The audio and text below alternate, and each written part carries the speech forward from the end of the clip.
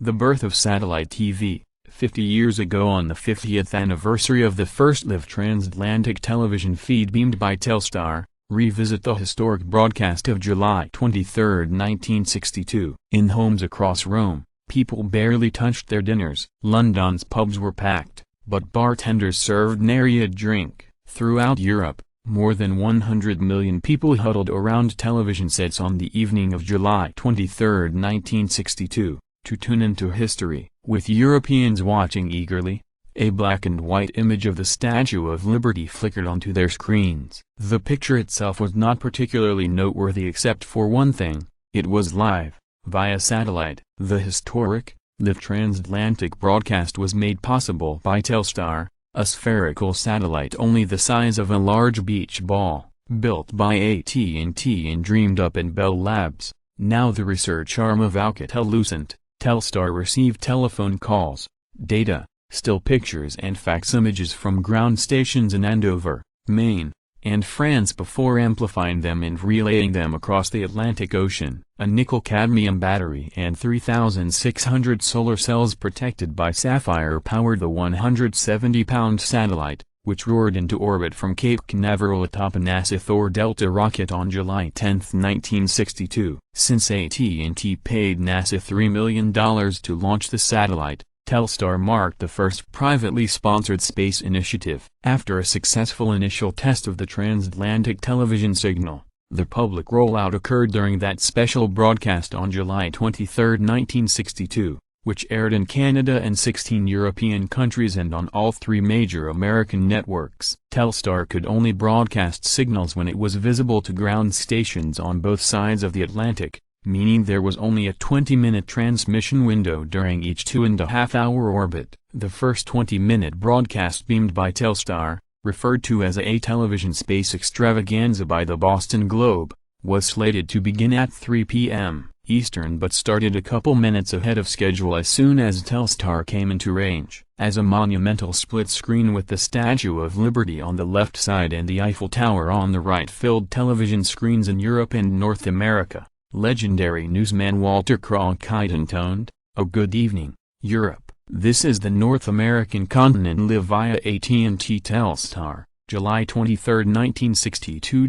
Viewers were then given a peek inside Chicago's Wrigley Field at a baseball game between the Philadelphia Phillies and the Chicago Cubs. For many Europeans, it was the first time they had ever seen the sport. After Philadelphia's Tony Taylor flied out and Johnny Callison followed with a hard-hit single to right field in the top of the third, the audience was switched to President John F. Kennedy's press conference in Washington, D.C. Unfortunately, viewers missed Kennedy's opening remarks praising Telstar as another indication of the extraordinary world in which we live and instead listened to questions and answers on nuclear testing and the devaluation of the dollar. The program then bounced around with live scenes from the U.S. Mexican border at Juarez, Niagara Falls, the World's Fair in Seattle and the United Nations, a talk with astronauts at Cape Canaveral, and a look at actors at the Shakespeare Festival in Stratford, Ontario, rehearsing a Macbeth. The finale featured close-ups of the stone faces of Mount Rushmore as the 312-member Mormon Tabernacle Choir sang "O the Battle Hymn of the Republic." 3 hours later,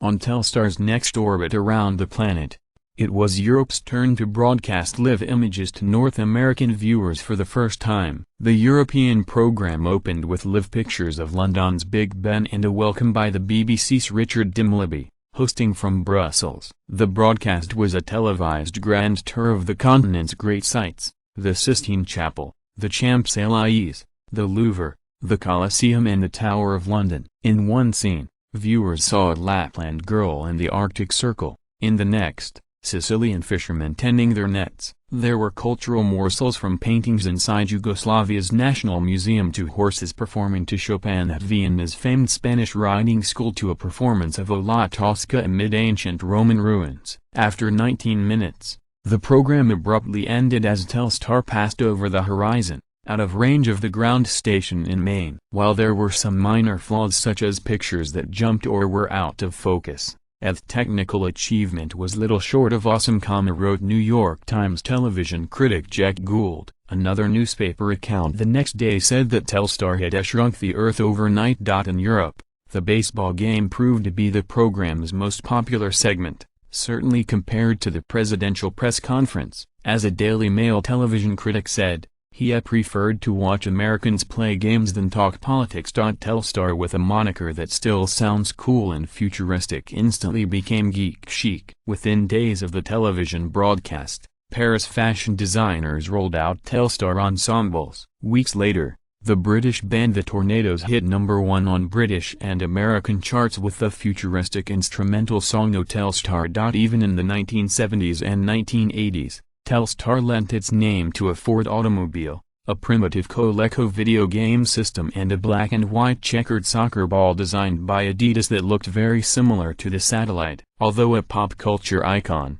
Telstar 1 had a short life. Radiation from both American and Soviet high-altitude atomic tests bombarded the satellite and fried its transistors. Telstar went out of service in November 1962, came back online briefly but went quiet for good on February 21, 1963. Telstar 2 launched in May 1963, and other Telstar satellites followed it into orbit. While inoperable, Telstar 1 still circles the Earth today, a monument to the birth of satellite communications.